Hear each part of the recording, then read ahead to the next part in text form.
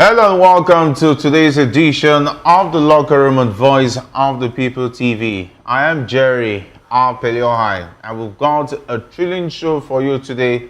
And of course, joining me are the usual suspects. We have Ikechukwu with us in the studio alongside Mayowa, who will be joining us virtually, and they'll be ready to break down all the action and share their hot takes on what's going down in the football world. Of course, big news coming in. Victor Osimhen has been handed the captain's armband for the Super Eagles as Coach Chelle rejigs the team's leadership structure.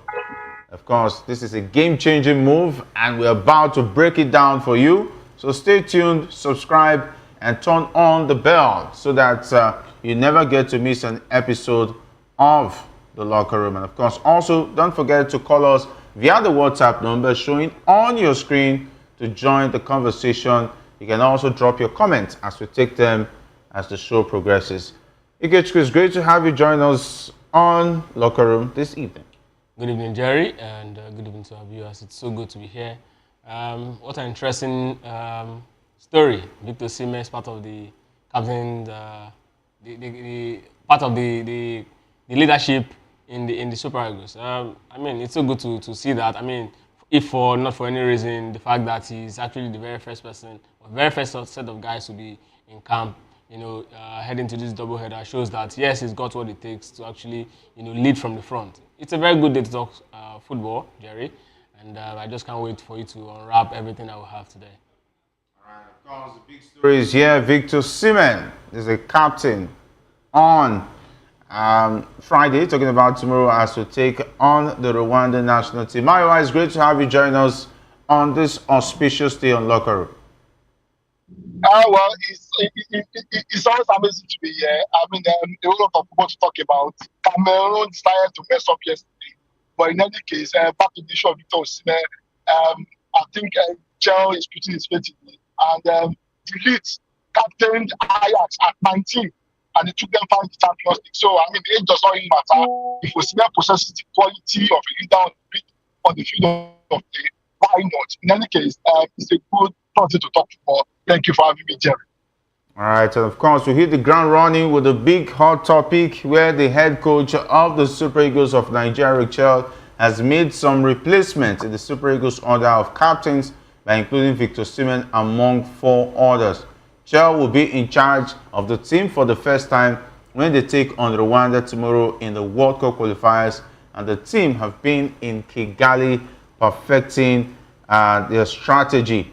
And of course, for the game, ahead of the game, Chelle has taken a bold decision to bring on loan Napoli forward Osimhen into the leadership structure of the team in the absence of Ahmed Musa and another deputy captain, Kenneth Omero. While Musa still remains the substantive captain, as long as he is yet to announce his retirement from the team, there seems to be a consensus among the coaches that he won't be involved in the remaining games of the World Cup qualifiers. And the story is the same for Omero, who hasn't been involved since after the AFCON 1 year ago and is presently clubless after terminating his contract with Kansipasa following a long battle with injuries and fitness concerns. And their vacuum has now been filled with the admission of Osimhen into the leadership group, and of course is behind Moses Simon, Wilfred Ndidi, and William Chust Ekong. Alex Iwobi, who's older than Osimhen in the team, based on when they made their debut, wasn't considered by the coach. Ekong will lead the team with Ndidi as his first assistant, while Simon will be the second assistant. Of course, Osimhen is now in line to also be among the captains of the Super Eagles. Quite a very interesting one. Yes, I mean, very interesting. Leadership has nothing to do with age. Some persons are born leaders, some persons grow into leadership, and that's why we see people at a very young age, you see them start leading the national team. Players like Kylian Mbappe, at a very young age, started leading the French national team. Why some persons grow into a certain age, the likes of Delete, who actually captained the Ajax side into the semi-finals.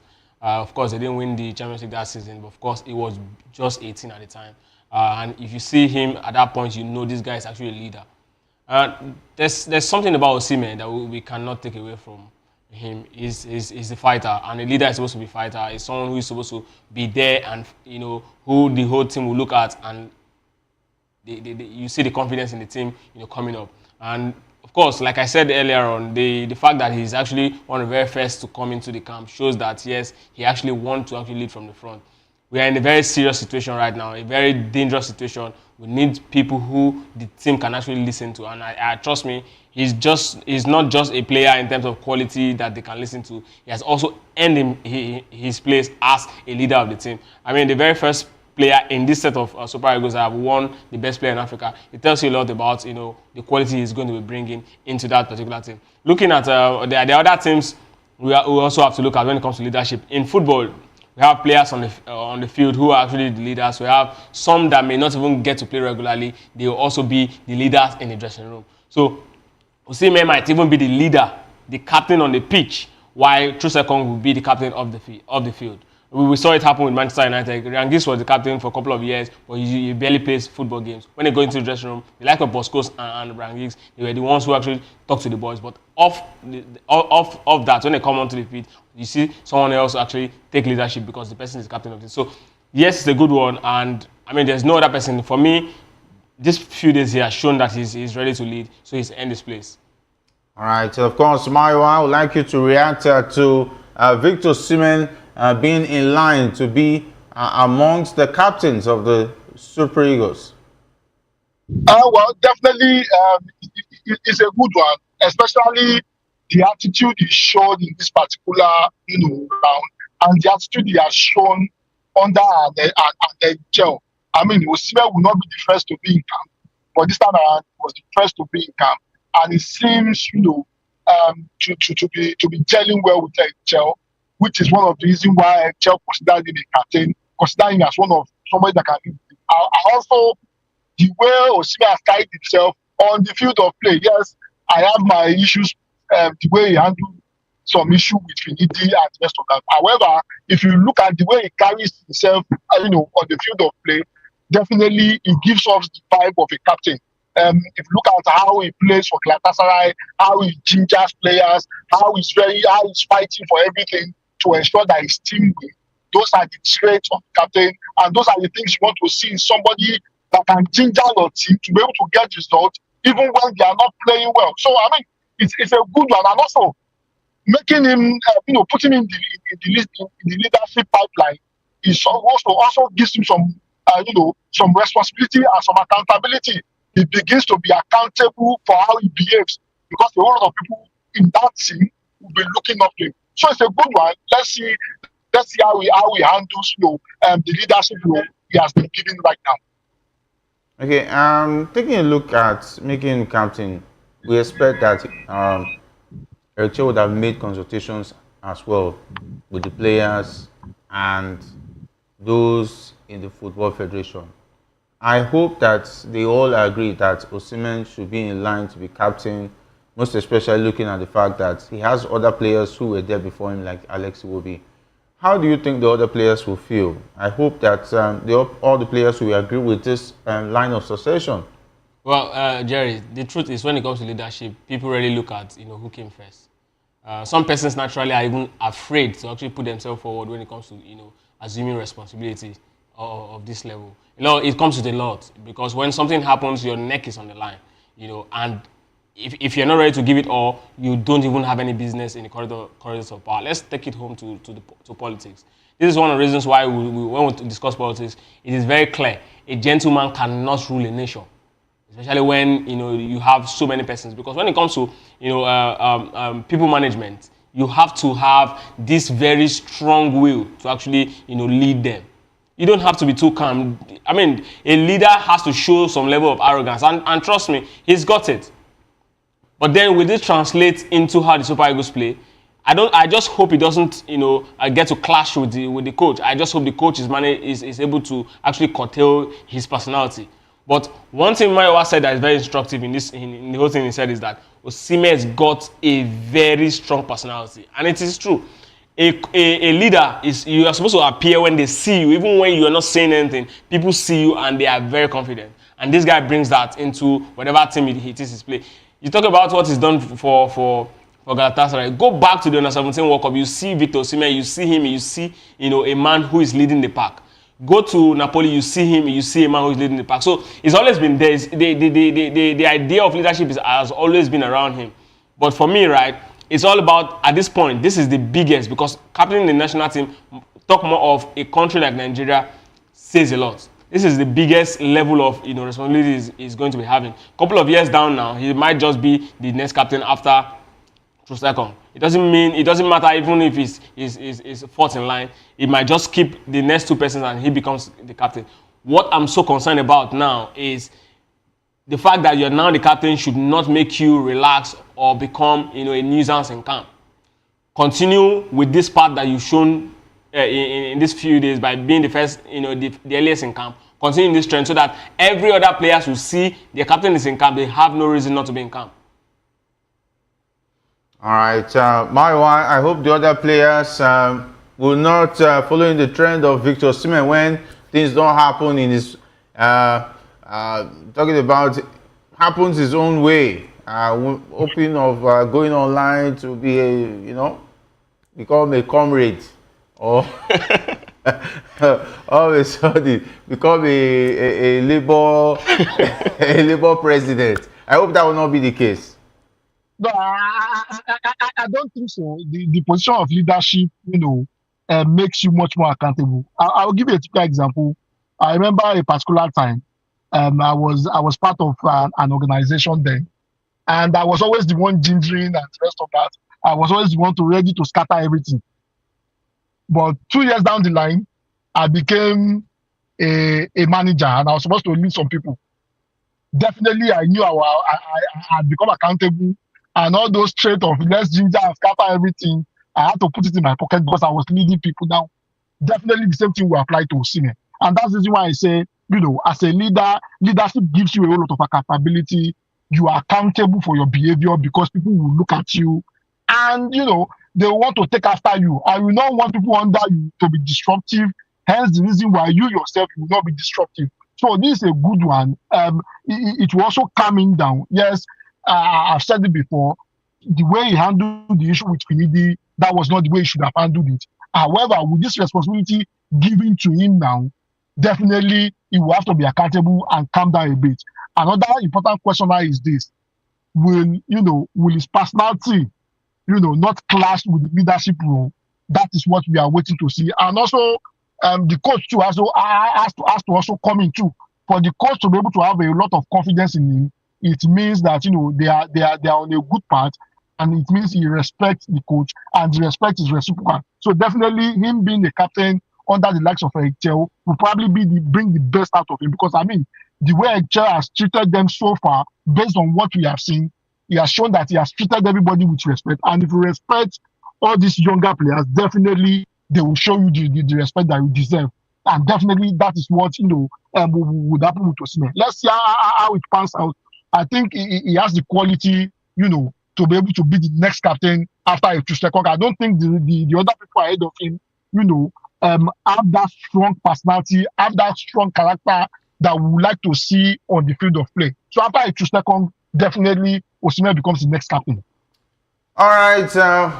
We'd like to take you up on what you think, talking about our viewers from wherever you're watching. You can also call in talking about making Victor Osimhen in succession of captains as far as the Super Eagles is concerned. What do you think about this new role being handed to Victor Osimhen to be among the captains of the Super Eagles? We'd like you to call in and tell us what you think. When you do that, tell us your name, where you're calling from. We'll also encourage you to drop your comments on the comment section. We'll be taking them as the show progresses. But we'll also be taking the captain of the team, talking about Ekong, who's also one of the captains, because we have even made to understand that he's even third in line of captains, because if not even fourth, because we have Ahmed Musa, Kenneth Omero, then we have Wilfred Ndidi, Moses Simon, before we get to Ekong, and now we have Victor Osimhen, talking about the lines of captains. So that means if Wilfred Ndidi is starting against Rwanda, he's going to be captain. If he doesn't start, we have Moses Simon, who looks sometimes, it looks like when Moses Simon starts, he even would prefer Ekong to take the captain armband and feel there's no big deal about it. It's more like that kind of a personality. So let's wait and see. Then if those are not available, Victor Osimhen will wear the captain armband. So that's the line of succession. You're going to say something. Irrespective of who starts, if Ekong is on the field, he's going to remain captain. The likes of Wilfred Ndidi might be the captain in the dressing room. You know, when they're in the dressing room, he'll speak for the team because he's the most experienced there. He's the next in line of succession. But Wilfred Ndidi is more experienced. That's what I'm saying. Very good. That's what I'm saying. When they're in the dressing room. What about on the pitch? No, other players will also want him to wear the captain. No, we've seen it happen before. It's not the first time. So sometimes, since he's been able to lead the boys through to the finals, they got to second. So in his absence, it showed that yes, he's got what it takes to lead. Right? I mean, it somehow feels, for me, it feels absurd not seeing Ekong as the captain of Super Eagles at this point. Right? That's just the honest truth. So, but off the pitch, this guy will always be the leader, Wilfred Ndidi. But on the pitch, this guy will just remain the captain. That's what's going to happen. All right, we'll have to take a listen from Ekong, the captain, one of the captains of the team. Tell us how prepared they are for the game. We'll also be assessing reports coming from the training on the possible lineup.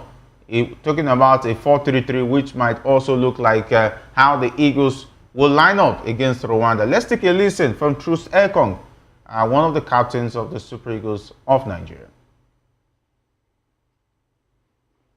It's been good. First training session, all the boys in camp. We fired up. Of course, we know we have a big job ahead. It comes with the pressure, but I keep saying to everyone that this pressure is a privilege. So all the boys are feeling that. We're very happy to work with a new coach. He's given us a lot of new instructions. So for us, it's just to make sure that we understand what he wants from us on Friday. But we're working towards that now. These are the key moments and where you have to stand up. But none of us are afraid of that. And like I said, this pressure is a privilege for all of us. It's always special when I'm here. Whenever I have to have this badge on my chest, I'm very, very happy. So being with the new coach, we tried the best to welcome him as quick as possible. He's been very clear and yeah, what he wants from us, what he's expecting. And now it's just for us to understand it and then do the job. So like I said, I'm very happy that he's here and he's given us a lot of information already and we're looking forward to the game on Friday. We try to break it down into things that we can actually achieve, objectives. And I think if you just play the occasion, you're going to get lost in it. So we're trying to prepare for the game and be very objective in how we approach it, what we need to do to focus on Rwanda. Of course, we have to respect them for their position in the table. And I think we understand what they want to do. Of course, they have a new coach as well. So it's going to be a very loaded match, but we just try to break it down and focus on the things that we can control. We have 230 million plus Nigerians that are going to be our biggest fans or our biggest critics. And yeah, it's part of the game. I think all of us understand that, and most of the players have been here long enough to be able to handle that. Ekong sounding so confident in the ahead of the game on Friday, which is tomorrow, 5 p.m. Nigerian time. We'll be here live while the match is on. We'll be giving you hot takes, highlights, and of course giving you updates, and of course give you some bit of what is going on in Rwanda. There's no better place to be as far as tomorrow's game is concerned. We'll be giving you all the side attraction, what to expect. We'll also be going to the African Footballer of the Year, talking about Ademola Lukman, who is on standby to tell us how prepared he is for that big one, which is coming up tomorrow. Judging from what we observed during the Super Eagles training session and how the coach, Chelle, expects them to attack, the team will likely line up in a 4-3-3 formation when they take on Rwanda tomorrow in the World Cup qualifiers. And of course, Chelle, who is big on possession-based football, is keen on ensuring that he plays to the strength of the players with an all-attack approach and playing each player in the manner which they are used at their respective clubs. A part of the idea of the new man is to have the team play possession-based football with high pressing from two midfielders higher up the pitch, while a lone defensive midfielder sits and dictate play from deep. And that role is said to be for Onyedika, who we hear will be very crucial. Chelle watched him interpret the role to perfection, playing in the UEFA Champions League for Club Brugge, and he has decided to hand him the same responsibility against Rwanda. It looks like the duo of Alex Iwobi and Wilfred Ndidi will be the left-sided and right-sided midfielders respectively, playing very close to the wingers in Osimhen and Ademola Lukman, and they expected to create an overload with top striker Victor Osimhen in the box when the team attacks. And in defense, the back four of Olajuwon, Bruno Imachi, William Ekong, and Calvin Bassey will sit just in front of Stanley Wabali, who is expected to keep his spot as first choice goalkeeper. That's a star-studded, strong lineup. Absolutely, and to many Nigerians who have been following Super Eagles for the past 2 years, I don't think there's any surprise in this list if it comes out this way, except for the attackers, The playing style. The playing style, because this is exactly almost this set of players were the ones. I think about 8 of them were part of the first team in the Super Eagles last Nations Cup. So I think this is exactly what we're expecting. And it's a good one. Like I said, we're not expecting likes of Ogbu to just jump into this particular game because it's crucial. It has to do with chemistry. It has to do with synergy. It has to do with players getting to interpret each other's movements. All of these things needs to come into play. Wilfred Ndidi will definitely be starting from the right side, and Iwobi will be on the left side, obviously, because he's going to be the man who is going to play the most advanced in the midfield amongst both of them. Rafael Ndika, no surprise, end his place. He showed that he's actually Nigeria's best midfielder in Europe at this point. And again, Ademola Lukman and Victor Osimhen, these are the guys we're expecting to get us the goals. And I don't know who will be starting. Perhaps maybe Moses Simon or Samuel Chukwueze, because a lot of talks about Samuel Chukwueze being on fire in form, and in the past few days in training, he's been showing exactly why he's earned a place to be in the part of the Super Eagles setup. Even though some of us will be like, this guy have really not had a very good year with AC Milan to get that opportunity to be part of the team. Again, all we need to do at this point is just wish the boys the best of luck. Hope they interpret the role to perfection and get the 3 points at the end of the day in Kigali. All right, Mayowa, you've just heard how it might look like. Talking about the lineup, possession football, the name of the game, and the fact that the coach wants the players to play exactly, if not almost exactly the way they play for their club side. So it will not be as if they are changing their style of play. It's to make sure that they are playing to their strength, not when coaches want to make a lot of changes within a short period of time. I think that's the best approach to this particular game. There is no reason to start improvising. There is no reason to become a Guardiola and overthink things in this particular with this particular game. Yes, let the players play the usual role that they play, the roles that they are accustomed with, and they will ease into it very well. Another thing that is very, very important, which Ikechukwu pointed on, is how do they interpret each other's move. That is very, very important. For the kind of possession play he wants, the players needs to be able to interpret each other's move. Because if you cannot interpret the positioning of your teammates, then you begin to waste ball. We begin to see loose passes and wasted passes. So definitely that is very, very, very, very important for us to be able to beat the Rwandans. What is most important, irrespective of how the coach has decided to line up, is the fact that we have to get the 3 points. Whether we play possession based or not, whether they are able to interpret the coach strategy or not, what's important to Nigerians tomorrow is this: we need to get the 3 points, at least to be able to put us on the track to probably securing maybe a playoff spot or even a World Cup position. But in any case, it's a good one that we are seeing the boys, train and work with the coach. Let's see how they are able to interpret that, training that they have been going through on Friday. All right, okay. And we'll also be taking a listen from Ademola Lukman, the current African Footballer of the Year. He's talking tough and optimistic about the chances of the Super Eagles as they take on Rwanda tomorrow. We'll take a listen from the current African Footballer of the Year, Ademola Lukman.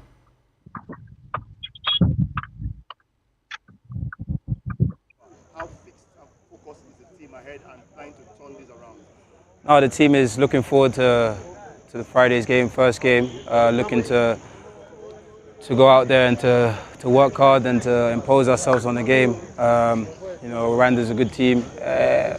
We know about their quality, but at the end of the day, we need to be focused on ourselves and try to bring the game to them and to fight to get the win. And that's the that's the most important thing for us. Quick question.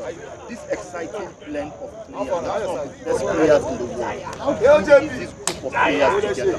No, yeah, everybody knows the level of players that we have here. It's an incredible group of players, and most importantly, everybody's a good person, you know. Here, everybody has the same objective to try to win and to want to win, and you know that's very important. The group is very together, very tight knitted. So that's a winning formula, hopefully. Yeah. So Lukman, is a must win on Friday. Yeah. How is the psychology of the players? No, everybody's positive. We've had 2 good training sessions yesterday and obviously today. Today was more intense. So, you know, as a team, we're looking forward to Friday's game and looking forward to putting on a great performance.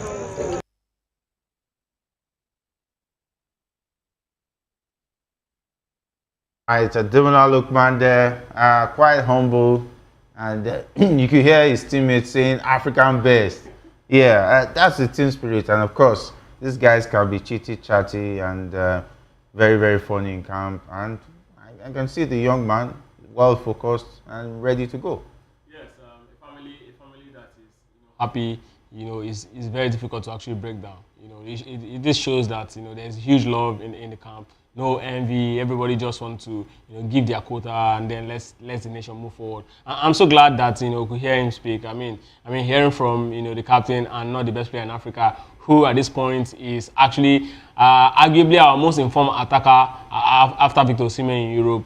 It's somehow to me, but of course it's good to hear his voice, and it's also good to know that there's this level of atmosphere that these guys are actually using. They are showing this we are champions and we are going for it all out tomorrow. The Eagles, for me, as far as I'm concerned, the Eagles are actually trying to show that they have what it takes to actually replicate what we've known the Super Eagles to actually do over the years.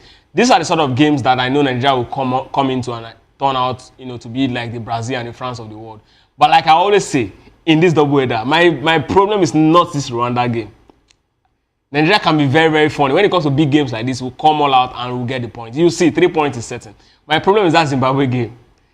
And that's why we have options. I just hope that after this game, right, these guys go back and then come back with the same energy, the same we are still down mentality. We are not there yet, because there's this complacency that hits the Super Eagles every single time we are playing a game against a team that we feel we are better than. Now we are looking at Rwanda from a point where, okay, these guys are actually top of the log, so we have to show them why we've got more quality, and you see at the end of the game. And again, one of the things you said earlier on was that the coach is trying to come out with a pressing style of play. It shows that, yes, of course, if you have seen him play with his Malians, you know that's exactly how he plays. But then it shows that these guys are going to be hungry, tomorrow. And trust me, I want to believe that, yes, they're going to get it all done.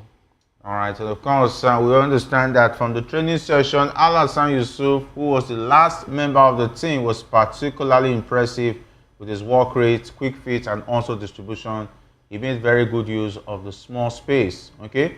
It is what it is. He came late, so he has to prove why the coach will have to use him, because the coach already made the statement that those who were part of the first training session are likely going to start ahead of those who came late. True. So Alassane Yusuf will have to convince him more why he should bring him from the bench eventually if he sees that the option on the pitch is tired or is not giving him what he expects. We also heard about Samuel Chukwueze was impressive.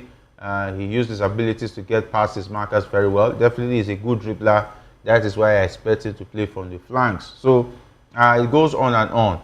And of course, Moses Simon, I remember Mikel talking about him that he's one of the players he doesn't like playing against in training when he was part of the Super Eagles. True. Moses Simon has been one of Nigeria's most consistent wingers over the years.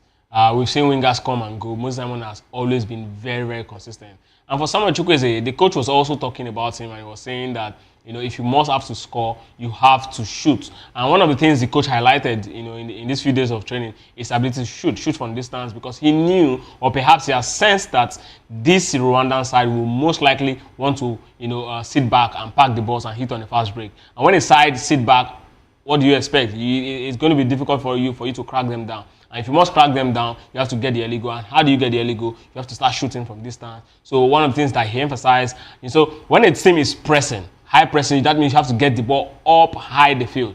And when you get the ball up high the field, it most likely, the defense of that particular team will most likely not even come up. So it's going to be a very tight game for Super Eagles. But then I hope we find a way to actually break them down before the first 25 minutes, so that the game would be, become a little bit open, because they have no choice at that point to start looking for an equalizer. And plus the fact that they will be sitting at home playing against Super Eagles in that particular game.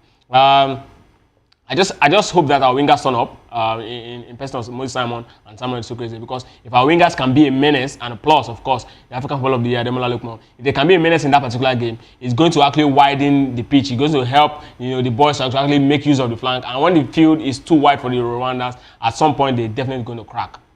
All right, Mario, what are your expectations with what you've been hearing from the camp of the Super Eagles in terms of the performance of the boys in training? Well, I mean, the expectations are very high, and it is very, very important, that they perfect their shooting from outside. Definitely, we are going to see the Rwandans come with a low block. That is what they want to do. If they come out and try to play us pound for pound, definitely they are going to be, we are going to beat them blue and black, and they will not want to do that. So definitely, they want to approach the game like the Libyans did while we were playing them during the Nations Cup, try to defend and try to hit us on the counter. And that is the reason why it is important, that our players perfect their shooting from outside. We need to hit them very fast and score early to put them under a lot of pressure, to force them to come out, for us to be able to have pocket of spaces to be able to exploit. The way Ademola Lukman is talking, there's a lot of confidence in the camp. And I hope, like Kechu rightly said, our wingers, we have to step up on that particular day. They will be very, very crucial to how, Osimhen performs in that particular game. Yes, Osimhen can also make his own chance, but the wingers will be very crucial to the overall performance of Osimhen in that particular game. If they step up, I think we'll have a field day with the Rwandans. And in as much as it's been over 15 years that we've not been able to do anything fantastic in that particular Amahoro Stadium, I think if our wingers live up to expectation and, they can perfect the way they shoot, I think we have a decent chance at winning that particular game decently tomorrow. All right. Hopefully we have the chances of winning that game tomorrow. And we hope there will be no excuses at the end of 90 minutes. Because if we get to play a draw in any of those games, I think we'll have to start thinking about the next World Cup, no longer 2026. We'll just be playing for participation's sake, as far as the qualifiers is concerned. A draw is non-negotiable. An outright win is what we expect. So we can start looking at the Zimbabwe game after that one to see if we pick the 2 points. Every game is crucial for the Super Eagles. No hold bars. They will have to bring their A game. And of course, Chelle, if you like your job that much, you should give us 3 points tomorrow. And we'll talk about Zimbabwe. If you win that one too, we'll look at your next game. We'll judge you by each game that comes. Though it might not be his fault, but to whom much is given, much is expected. Much is expected. Thank you very much, Ikechukwu.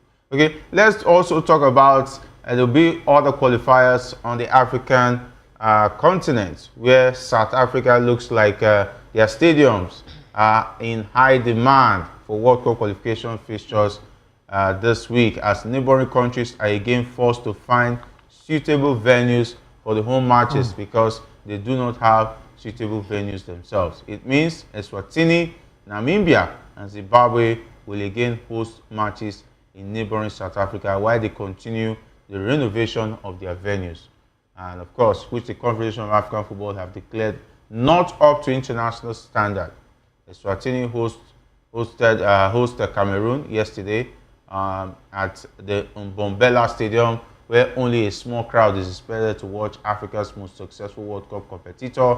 And of course, Eswatini will also host Mauritius at the Mbombela on Sunday as they look for their first point, I beg your pardon, of the campaign. Zimbabwe played their home game in Group C against Benin Republic at the Moses Madiba Stadium in Durban today.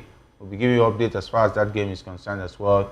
And they had been hoping to use Polokwane again, which was the venue they used last November to successfully secure Africa Cup of Nations qualification when they drew with Kenya. But Bafana are in action at the Peter Mokaba Stadium on Friday against Lesotho. So that's the effect of hosting the World Cup and maintaining those facilities.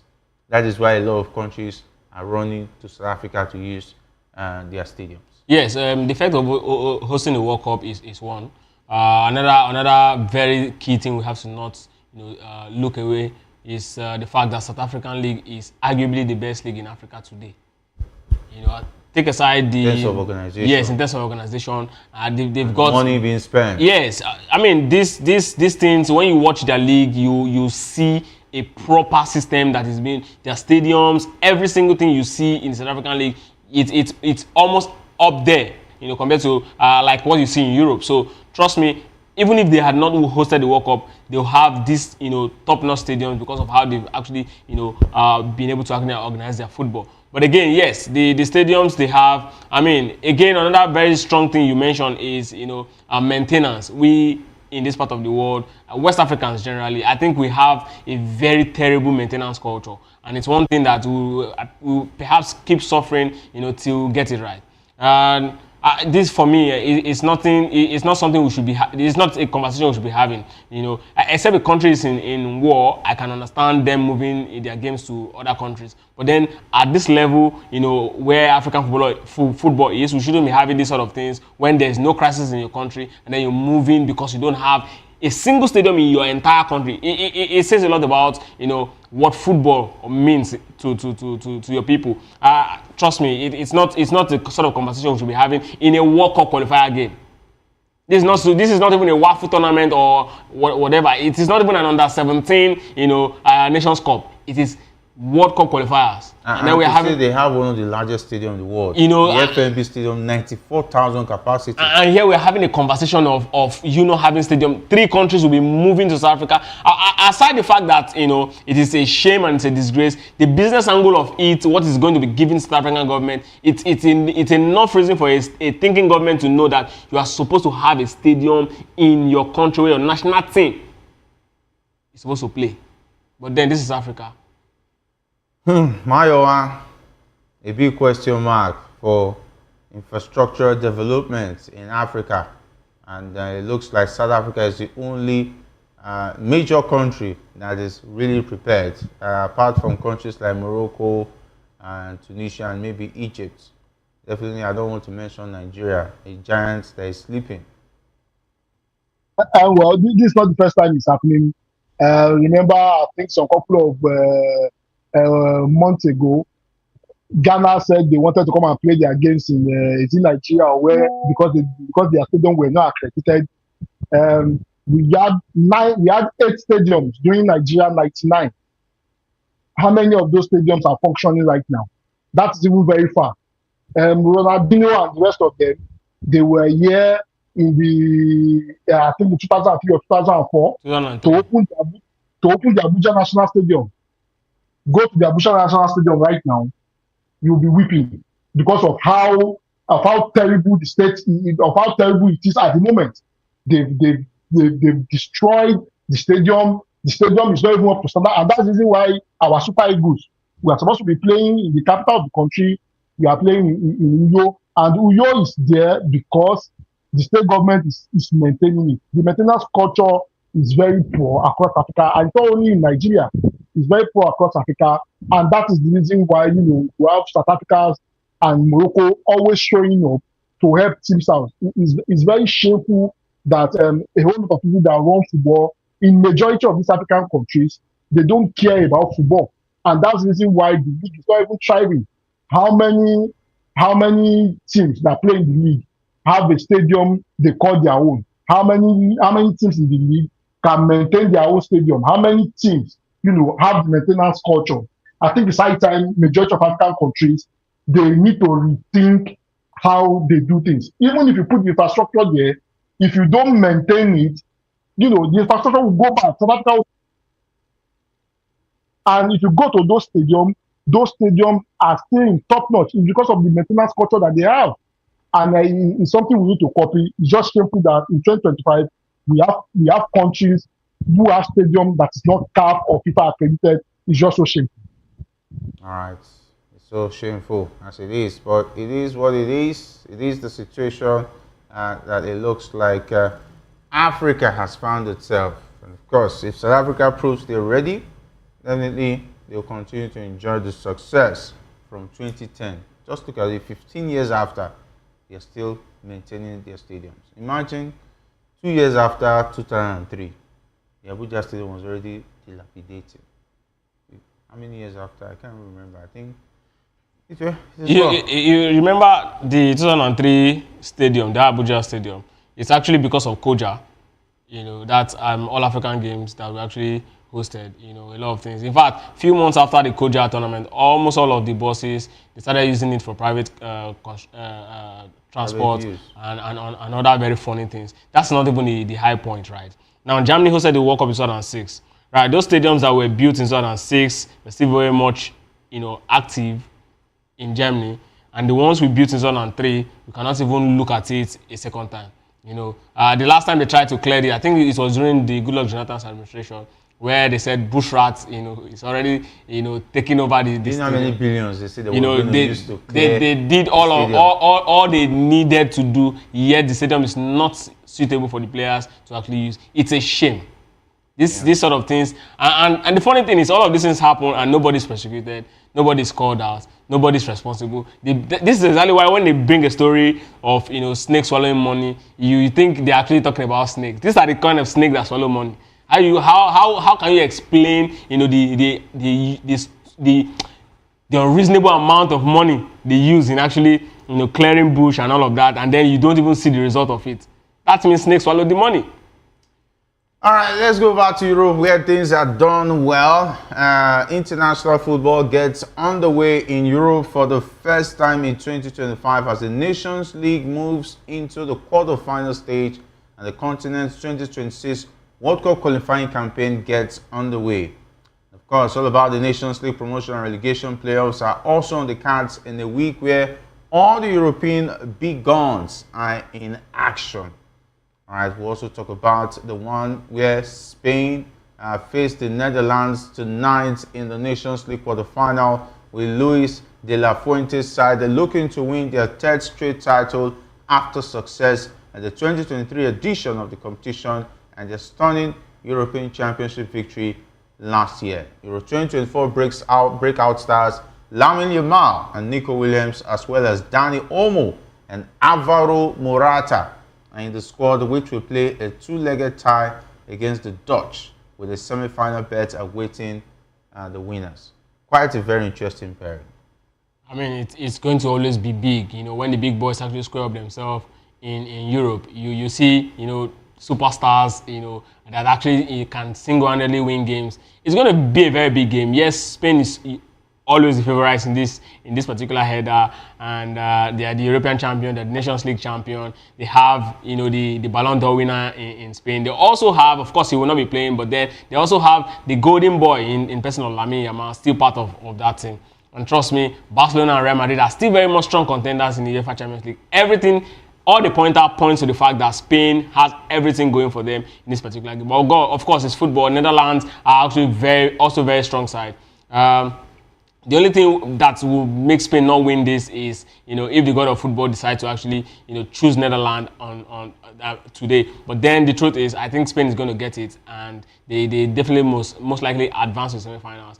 Other interesting personality in this particular game is of course, Nico Williams, who everybody have been hoping to see in a bigger team after his exploit alongside Lamine Yamal in the 2024 European Championship. But then he's still very much, a threat in the La Liga, and we expect that after this particular tournament, I hope to see him, move his career a notch higher come next season. And Luis de la Fuente, he has been able to do something very interesting with this young Spanish side, just like Hansi Flick is doing with Barcelona. I just wish them the very best. All right, Maiwa, your expectations for the quarterfinals. Denmark take on Portugal and France face Croatia in the last 8 as well for the first edition of the expanded Nations League final phase. I mean, interesting game. The big guns are facing off with each other. I called them during the Euros. I called them my 17-year-old boys. That is the Spanish national team, and this is another avenue for my 17-year-old boys to show up again. That is, that is a testament to the fact that system works. Every of those players went through the youth system of the Spanish national team, and look at where they are at the moment. They are destroying teams for fun, and it's going to play up this night. And like Ikechukwu said, yes, the Netherlands, they have a whole lot of quality too. You can't take away the quality of the Netherlands. However, I think the Spanish side, they have more quality. They have much more players. They have players who are top notch that can deliver any day, anytime. Lamine Yamal has been on fire. A whole lot of these players have been on fire in Europe and also in their local league. So definitely, my 17-year-old boys to win, as I fondly call the Spanish national team. Another interesting game is the Danish side versus Portugal. There's a particular Ronaldo who is chasing all record. There's a Danish side that seems to be, they call something law of diminishing returns. They are beginning to diminish. A whole lot of them are aging now, and they are going through a process whereby they might need to rebuild. I'm looking forward to see how a Portuguese side that's also getting advanced in age. Yes, with a little few of them coming up, but majority of the players, are getting into that twilight. I want to see how those two teams, play out this night to see who makes it to the semi-final. But for me, I think Spain definitely makes it ahead of Netherlands. All right, it is very, very interesting. Okay, we'll be taking the comments as we'll wrap up the show right now. And of course, we always encourage you to drop your comments on the comment section. Though we did not take calls today, maybe our viewers are shy, but it is what it is. We expect the game between Germany and Italy to also be fireworks. Of course, Germany and Italy. I think the last time they met in a very big stage is the 2006 World Cup. Germany were the hosts in that particular game. I remember clearly how the likes of De Piero actually ran the defense of the German side, riot, and how they actually defeated them in that particular game as hosts. It was a very, very bad feel. Germany against Italy has always been a game. A highly contested game, and trust me, in this particular game, it's not going to be different. The qualities are not really different. You cannot really separate them apart. They really don't really have those big superstars they used to have in the early mid 2000s. But then, yes, it's going to be a very big game. I think Italy. I just feel I want Italy to win this particular game. All right, and of course, taking some comment before we wrap it up. Biodun Ayedun was talking about the network. We apologize. We're sorry if you're having some technical glitches. Well, everything is fine now. We are good to go. We're firing on all cylinders, and I hope you've enjoyed today's package. And of course, Michael Onyisi, I beg your pardon, says that good news for Osimhen. And of course, this one is coming from Itodo. Emmanuel is talking about James. Okay, he has joined up Ruben Amorim's backroom staff. We also know that the game between Benin Republic is leading by a goal to nil, and we hope that that game ends in a draw. It's 2-1. Wow, very interesting. Okay, we can't take all of the comments. Okay, Ola says, does it mean Osimhen is the new vice captain? No, it's in line of succession of captains. Okay, that's a wrap for today's edition of the Locker Room. Big thanks, Maiwa and Ikechukwu, as well as the guys behind the scene, Victor, Ikechukwu, being awesome, and as well as Alice and Jeremiah. My name is Jerry Apelohai, saying thanks for being a part of Locker Room. Until we meet again, stay safe, and if not yet at all, do it to sport.